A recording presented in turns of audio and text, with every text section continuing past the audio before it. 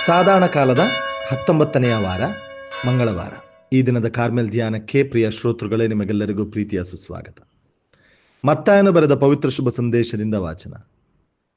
ಆ ಕಾಲದಲ್ಲಿ ಶಿಷ್ಯರು ಯೇಸುವಿನ ಬಳಿಗೆ ಬಂದು, ಸ್ವರ್ಗ ಸಾಮ್ರಾಜ್ಯದಲ್ಲಿ ಎಲ್ಲರಿಗಿಂತಲೂ ದೊಡ್ಡವನು ಯಾರು ಎಂದು ಕೇಳಿದರು.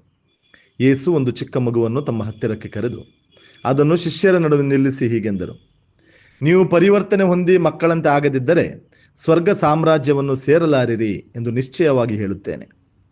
ಈ ಮಗುವಿನಂತೆ ನಮ್ರಭಾವ ಉಳ್ಳವನೇ ಸ್ವರ್ಗ ಸಾಮ್ರಾಜ್ಯದಲ್ಲಿ ಎಲ್ಲರಿಗಿಂತ ದೊಡ್ಡವನು. ನನ್ನ ಹೆಸರಿನಲ್ಲಿ ಇಂತಹ ಮಗುವೊಂದನ್ನು ಸ್ವೀಕರಿಸುವವನು ನನ್ನನ್ನೇ ಸ್ವೀಕರಿಸುತ್ತಾನೆ. ಎಚ್ಚರಿಕೆ: ಈ ಚಿಕ್ಕವರಲ್ಲಿ ಯಾರನ್ನು ತೃಣೀಕರಿಸಬೇಡಿ. ಸ್ವರ್ಗದಲ್ಲಿನ ಇವರ ದೂತರು ಸದಾಕಾಲ ನನ್ನ ಸ್ವರ್ಗೀಯ ಪಿತನ ಸಮ್ಮುಖದಲ್ಲಿದ್ದಾರೆ ಎಂದು ನಿಮಗೆ ತಿಳಿದಿರಲಿ.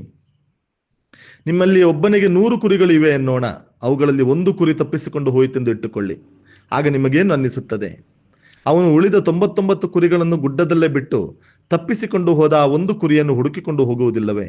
ಅದು ಸಿಕ್ಕಿತು ಅನ್ನಿ, ತಪ್ಪಿಸಿಕೊಳ್ಳದ ಈ 99 ಕುರಿಗಳಿಗಿಂತ ಸಿಕ್ಕಿದ ಈ 1 ಕುರಿಗಾಗಿ ಅವನು ಹೆಚ್ಚು ಆನಂದ ಪಡುತ್ತಾನೆ ಎಂದು ನಿಮಗೆ ನಿಶ್ಚಯವಾಗಿ ಹೇಳುತ್ತೇನೆ.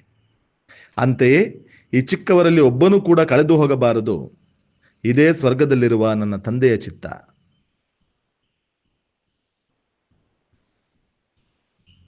ಪ್ರಭುವಿನ ಶುಭ ಸಂದೇಶ.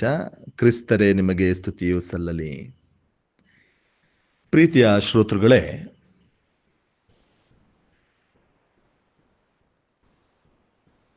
ಚಿಕ್ಕವರಲ್ಲಿ ಯಾರನ್ನೂ ತೃಣೀಕರಿಸಬೇಡಿ.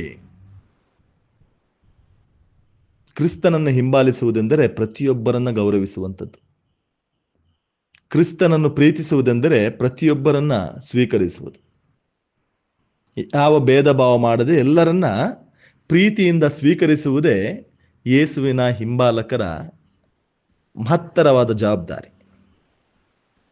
ಹೇಗೆ ಕಳೆದು ಹೋದ 1 ಕುರಿಗಾಗಿ ಕುರಿಗಾಯಿ ಹುಡುಕಿಕೊಂಡು ಹೋಗುತ್ತಾನೋ, ಹಾಗೆ ಕಳೆದು ಹೋದವರನ್ನ ಮತ್ತೆ ಮಂದೆಗೆ ತರುವಂತಹ ಜವಾಬ್ದಾರಿ ನಮ್ಮ ಹೆಗಲ ಮೇಲಿದೆ. ಪ್ರಭು ಯೇಸು ಕ್ರಿಸ್ತರ ಜೀವನದ ಉದ್ದೇಶವೂ ಅದೇ ಆಗಿತ್ತು.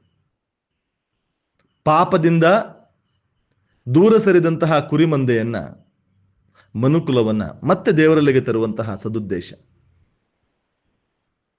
ಪ್ರಭು ಯೇಸು ಕ್ರಿಸ್ತರ ಪ್ರತಿಯೊಂದು ಕಾರ್ಯ ಈ ಸುಕಾರ್ಯವನ್ನ ಸಂಪೂರ್ಣಗೊಳಿಸುವುದಾಗಿತ್ತು. ದೇವರ ಚಿತ್ತವಾಗಿತ್ತು. ಪ್ರತಿಯೊಬ್ಬರೂ ಮತ್ತೆ ಮಂದೆಯನ್ನು ಸೇರಬೇಕು. ದೇವರು ಈ ಜಗತ್ತನ್ನು ಇಷ್ಟಾಗಿ ಪ್ರೀತಿಸಿದರು, ತಮ್ಮ ಏಕೈಕ ಪುತ್ರನನ್ನ ಈ ಧರೆಗೆ ಕಳಿಸಿಕೊಟ್ಟರು. ಅದರ ಉದ್ದೇಶ ಯೇಸುವಿನಲ್ಲಿ ವಿಶ್ವಾಸಿಸುವ ಪ್ರತಿಯೊಬ್ಬನು ನಿತ್ಯ ಜೀವ ಪಡೆಯಬೇಕು. ಯಾರು ನಾಶವಾಗಬಾರದು, ಬದಲಾಗಿ ನಿತ್ಯ ಜೀವ ಪಡೆಯಬೇಕು. ಇದೇ ಅವರಲ್ಲಿದ್ದಂತಹ ಸದುದ್ದೇಶ. ಪ್ರಭು ಯೇಸು ಕ್ರಿಸ್ತರ ನಡೆ, ನುಡಿ, ಬೋಧನೆ ಎಲ್ಲವೂ ಈ ನಿಟ್ಟಿನಲ್ಲಿ ಸಾಗಿತ್ತು. ಪಾಪದಿಂದ ದೂರ ಆದಂತಹ ಕುರಿಮಂದೆಯನ್ನ, ಮನುಕುಲವನ್ನ ಮತ್ತೆ ದೇವರಲ್ಲಿಗೆ ತರುವಂಥದ್ದು, ಮತ್ತೆ ಆ ದೇವರ ಮಂದೆಯಲ್ಲಿ ಸೇರಿಸುವಂಥದ್ದು, ಮತ್ತೆ ದೇವರು ನಮಗೆ ಅಣಿ ಮಾಡಿಟ್ಟಿರುವಂತಹ ಹಸಿರು ಹುಲ್ಲುಗಾವಲಿಗೆ ಸೇರಿಸುವಂಥದ್ದು. ದೇವರು ನಮ್ಮ ಸೃಷ್ಟಿಕರ್ತ, ನಮ್ಮ ತಂದೆ, ನಮ್ಮ ಪೋಷಕ, ನಮ್ಮ ಸರ್ವಸ್ವ.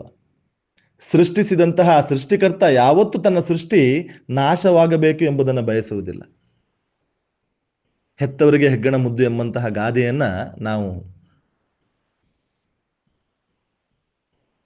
ದೈನಂದಿನ ಜೀವನದಲ್ಲಿ ಬಳಸುತ್ತೇವೆ. ಜೀವ ಕೊಟ್ಟಂತಹ ತಂದೆ ತಾಯಿಗೆ ತಮ್ಮ ಮಕ್ಕಳು ಹೇಗಿದ್ದರೂ ಚಂದ. ಹಾಗಾದ್ರೆ ನಮ್ಮನ್ನು ಸೃಷ್ಟಿಸಿರುವಂತಹ ಸೃಷ್ಟಿಕರ್ತನಿಗೆ ನಮ್ಮ ಮೇಲೆ ಅಂತಹ ಪ್ರೀತಿ ಇಲ್ಲವೇ? ಅದಕ್ಕಿಂತ ಮಿಗಿಲಾದ ಪ್ರೀತಿ ಇಲ್ಲವೇ? ಹೆತ್ತ ತಾಯಿ ನಿನ್ನನ್ನು ಮರೆತರೂ ನಾನು ನಿನ್ನನ್ನು ಮರೆಯುವುದಿಲ್ಲ, ನಿನ್ನ ಹೆಸರನ್ನು ನನ್ನ ಅಂಗೈಯಲ್ಲಿ ಕೊರೆಯಲಾಗಿದೆ ಎಂದು ಆಶ್ವಾಸನೆ ನೀಡುವಂತಹ ದೇವರ ಪ್ರೀತಿ ಇದಕ್ಕಿಂತ ಉತ್ತಮವಾದದಲ್ಲವೇ? ಯಾರು ನಾಶವಾಗಬಾರದು. ಪ್ರತಿಯೊಬ್ಬರೂ ದೇವರ ಸನ್ನಿಧಾನದಲ್ಲಿ ಅವರ ಮಂದೆಯಲ್ಲಿ ಒಂದಾಗಿರಬೇಕೆಂಬುದೇ ಅವರ ಇಂಗಿತ. ಅವರ ಹಿಂಬಾಲಕರಾಗಿರುವ ನಾವೆಲ್ಲರೂ ಇಂತಹ ಒಂದು ಉದ್ದೇಶವನ್ನು ಹೊತ್ತು ಎಲ್ಲರನ್ನ ಮತ್ತೆ ಮಂದೆ ಸೇರಿಸುವಂತಹ ಜವಾಬ್ದಾರಿಯನ್ನು ಹೊಂದಿದೆ. ಹಾಗಾದರೆ ಪ್ರೀತಿಯ ಸಹೋದರ ಸಹೋದರಿಯರೇ, ಮೊದಲಾಗಿ ನಮ್ಮನ್ನೇ ನಾವು ಪ್ರಶ್ನಿಸೋಣ. ನಾನೇನಾದರೂ ಕಳೆದು ಹೋದ ಕುರಿಯಾಗಿದ್ದೇನೆಯೇ? ಕಳೆದು ಹೋದ ಕುರಿಯಾಗಿದ್ದರೂ ಮತ್ತೆ ನಾನು ದೇವರಲ್ಲಿಗೆ ಬರುವಂತಹ ಆ ಹಂಬಲವನ್ನು ಇಟ್ಟುಕೊಂಡಿದ್ದೇನೆಯೇ? ಪ್ರಭು ಯೇಸು ಕ್ರಿಸ್ತರು ಮತ್ತೆ ಮತ್ತೆ ನನ್ನನ್ನು ಕರೆಯುವಾಗ ಮಂದೆಯನ್ನು ಸೇರುವಂತಹ ಹಂಬಲವನ್ನು ನಾನು ವ್ಯಕ್ತಪಡಿಸುತ್ತೇನೆ.